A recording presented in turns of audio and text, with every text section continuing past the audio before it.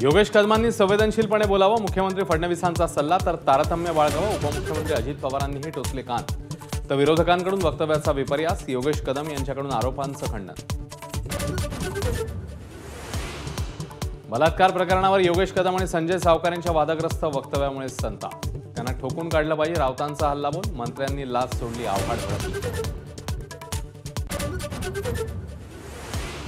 नराधम दत्ता गाडेचा अत्याचार केल्यावर 3 वेळा आत्महत्येचा प्रयत्न, 2 वेळा गळफास घेऊन आणि एकदा कीटकनाशक पिऊन आयुष्य संपवण्याचा प्रयत्न फसला. शिरूरमधल्या गुनाड गावातून मध्यरात्री 1:30 वाजता दत्ता गाडेच्या मुसक्या आवळल्या. थोड्याच वेळात कोर्टात हजर करणार, खटला फास्ट ट्रॅक कोर्टमध्ये चालवणार.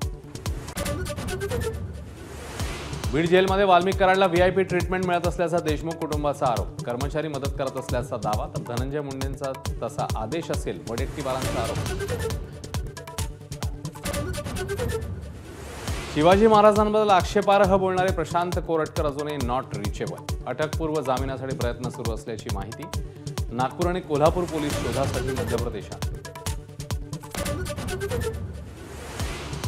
सरकारच्या कामावर लक्ष ठेवण्यासाठी शरद पवारांचा प्लॅन. 100 दिवसीय कार्यक्रमावर लक्ष ठेवण्यासाठी बनवणार शॅडो कॅबिनेट. पक्ष संघटना वाढीसाठी पवारांच्या राष्ट्रवादीचा नवा अजेंडा.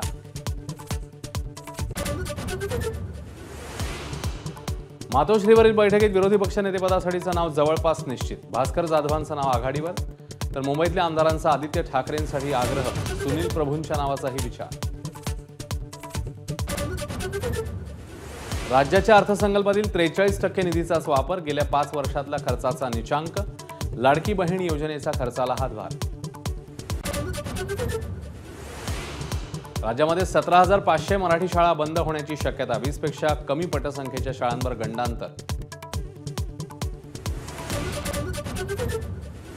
अमेरिकेतील अपघातात गंभीर जखमी झालेल्या साताऱ्याच्या नीलम शिंदेच्या कुटुंबियांना अखेर विजा. मुख्यमंत्र्यांच्या प्रयत्नाने 14 दिवसानंतर मिळाला विजा. नीलमची मृत्यूशी झुंज. उत्तराखंडमध्ये चमोली बद्रीनाथ हायवेवर हिमकडा कोसळला. प्रचंड बर्फवृष्टी. ढिगाऱ्याखाली 57 मजूर अडकल्याची माहिती.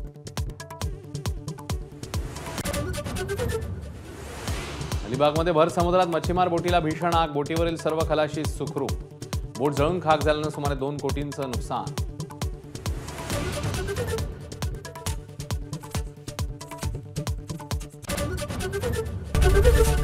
एबीपी माझा, उघडा डोळे बघा नीट.